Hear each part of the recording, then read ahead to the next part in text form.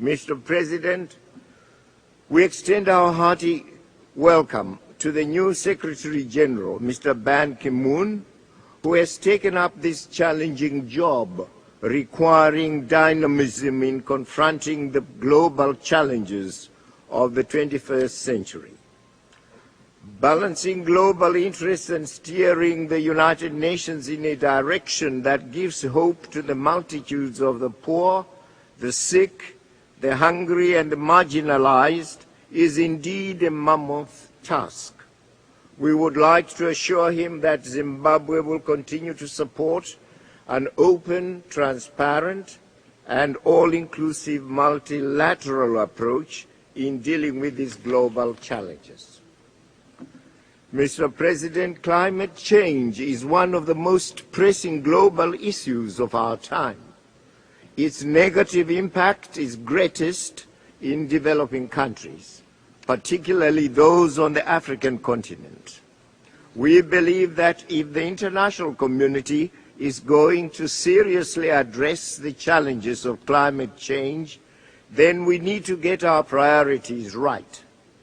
In Zimbabwe, the effects of climate change have become more evident in the past decade as we have witnessed alongside our neighbors increased and recurrent droughts as well as occasional floods, leading to enormous humanitarian challenges. Mr. President, we are for a United Nations that recognizes the equality of sovereign nations and peoples, whether big or small. We are averse to a body in which the economically and militarily powerful behave like bullies, trampling on the rights of the weak and smaller states, as sadly happened in Iraq. In the light of these inauspicious developments, this organization must surely examine the essence of its authority and the extent of its power when challenged in this manner.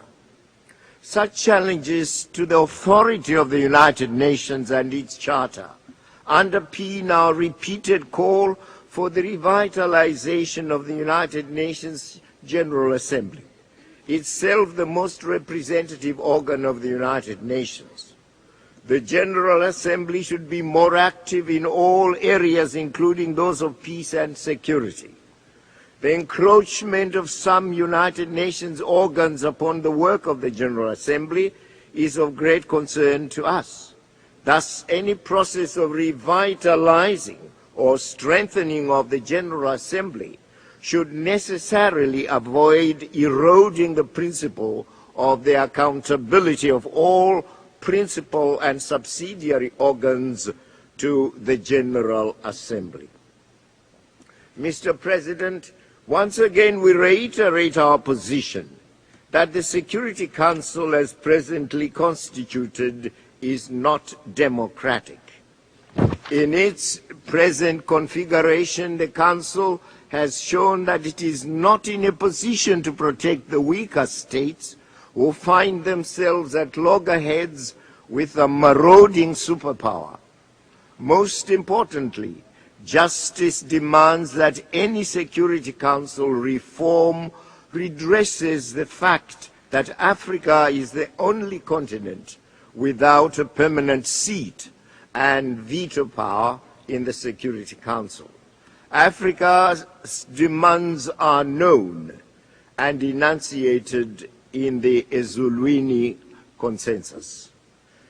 Mr. President, we further call for the United Nations system to refrain from interfering in matters that are clearly the domain of member states and are not a threat to international peace and security.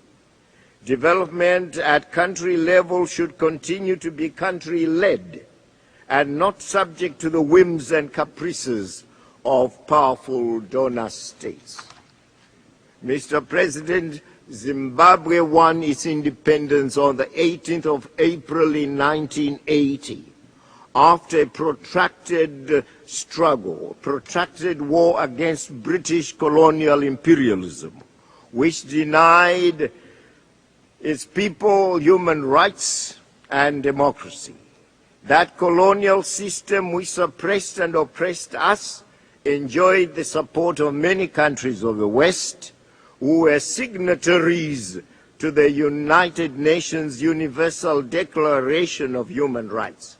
Even after 1945, it would appear that the Berlin Conference of 1884, through which Africa was parceled to colonial European powers, remained stronger than the Universal Declaration of Human Rights. It is therefore clear that for the West, vested economic interests, racial and ethnocentric considerations proved stronger than their adherence to principles of the Universal Declaration of Human Rights.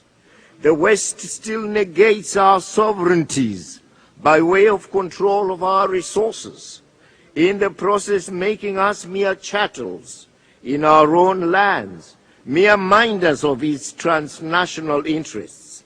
In my own country and other sister states in Southern Africa, the most visible form of this colonial control has been overland, despoiled from us at the onset of British colonialism. That control largely persists, although it stands firmly challenged in Zimbabwe, thereby triggering the current standoff between us and Britain, supported by her cousin states, most notably the United States and Australia. Mr. Bush, Mr. Blair, and now Mr. Brown's sense of human rights precludes our people's right to their God-given resources, which in their view must be controlled by their kith and kin. I am termed dictator. And yesterday you heard Mr. Bush here calling my government the Mugabe regime, because I have rejected this supremacist view and frustrated the neocolonialists in their endeavors to keep us as slaves in our own country. Mr. President, clearly the history of the struggle for our own national and people's rights is unknown to the President of the United States of America.